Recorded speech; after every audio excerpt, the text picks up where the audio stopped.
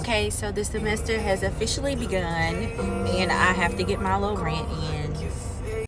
Okay, so I am taking substance abuse this semester. I am not enthused at all. For people who don't know, my daddy struggled with substance abuse like practically his whole entire life. And of course, there's a story behind it, which is why I'm here.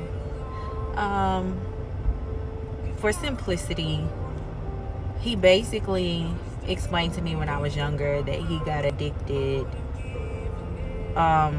because he had a friend, one of his best friends, I think actually his best friend was addicted to a substance, and he tried it as, hey man, like, we gonna fight this together. To prove it to you, I'm gonna try it, and we're gonna get off it. And there began his journey. And that was before myself or either of my siblings were born. Like, he was in college when he did that. My dad, so he was a functioning addict for many, many years. Probably from that time up until I was in about 4th or 5th grade. In 4th or 5th grade, by the time I made it to 4th or 5th grade, my dad had it's weird. So he was in jail for a while, like I think when I was like in 1st and 2nd grade or something like that. And he spent like a few years, like he did a bid. And like when he got out was like when I was in 4th grade. And my mom, or maybe 3rd grade was when he got out. And so then we moved to Hammond. And that's why I always tell people like who know me from going to school in Hammond, I feel like y'all don't know me, mostly because it's embarrassing. Like when we lived in Hammond, we lived off Mooney on Harold Street, and my dad was practically the neighborhood crackhead, which, as you can imagine, is very embarrassing. But it was at that point that I learned that my dad was on drugs. And it was really, really weird because I learned that he was on drugs. Basically, one day, my sisters and I had came home. My mom was at work, came home from the park playing and stuff, and my daddy was asleep. But when I tell y'all, like, we was picking with him, messing with him, doing all kind of weird stuff to him in his sleep, and he did not move. It was almost like he was like in a coma, or like he was dead. Like, we were scared. At first we thought it was funny, and then like we just got terrified. Ended up having to call my mama and stuff, and was like, and then he woke up like, nothing was wrong, and it was just like weird. And then I felt like from that moment, because I was a daddy's girl, I just really started paying more attention to him and paying more attention to like the things that him and my mom would talk about.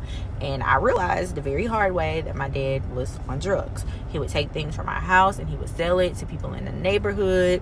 He would go missing for days on end.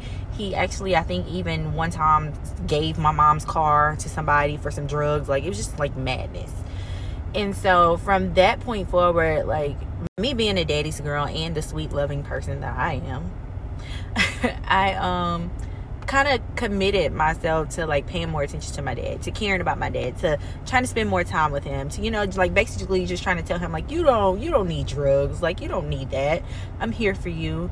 And so began, I feel like, a very codependent relationship with me and my dad, because we went to a little spout or whatever where we were taken away basically right after living in Hammond on Harold Street, because my mom and dad got into a fight, etc., blah blah blah. And so by the time I got back with my dad, like, of course I didn't want to lose him. And so I spent many days during my high school years actually driving my dad around to go get his fixes. And initially I didn't even realize that's what I was doing. Like, I just wanted to spend time with him. But then I realized after a while that he would, oh my God, this is hard for me, that he would basically be using me to take him to go pick up his check from work, so that my mom didn't get his money first and take what she needed out of it, or wanted, or take the whole thing basically, without him being able to spend what he wanted getting high. And it's crazy because when I realized that in high school, I realized that he did the same thing to me as a child. As a child, as children, we would get allowances. And my dad would always give me more money than he gave my sisters. And my sisters kind of hated me for it, but my dad always had an excuse because I was the good child. And I had good grades, etc. Like, I was the easy one. So he could always justify giving me more money. But what my siblings and my mom did not know is, although my dad would give me more money, he would always come back to me in the middle of the night or when nobody was around and was like, hey, loan me that $20, that $50, that $100 I gave you. And when I give it back to you, I'm going to give you such and such more. And he did give me more, but every single time he always came back and asked for me for that money. And of course it was for obvious reasons. But by the time, of course, I'm in high school, like I said, so it's like by the time I realized what was really going on, like, it hurt me to my core, and I became very angry with my daddy, so much so that I just started acting out. Not to mention, like, at that point I had already been raped, and then it's like I realized, like, you know, in my mind, my little bitty mind, I just started putting everything together, and it was just like adding up like pieces to a puzzle.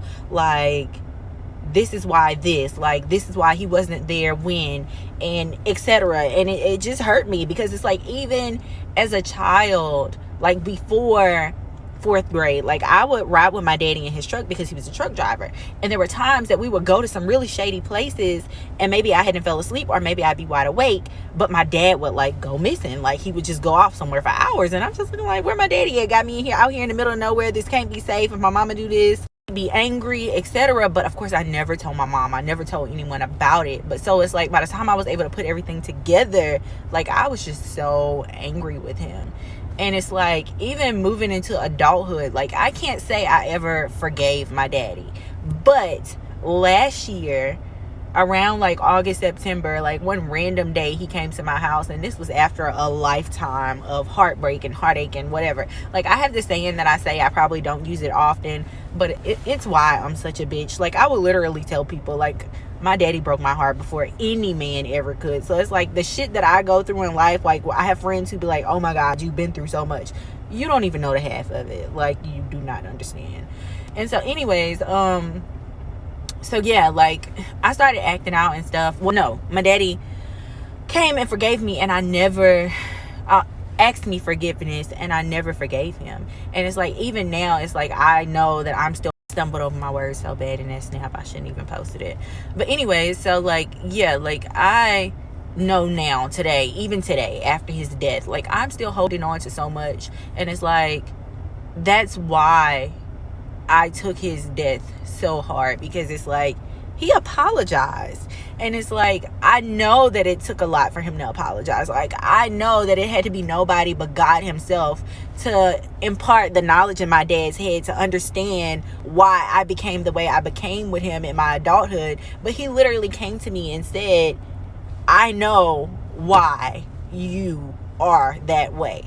I abandoned you. And it's like, in so many ways he had. And it's like, that's not even just from my childhood, like, even moving up into like an adult, like, there's stuff that I went through that he just did not support me on. He was not there for me. So to hear those words, like, was a lot.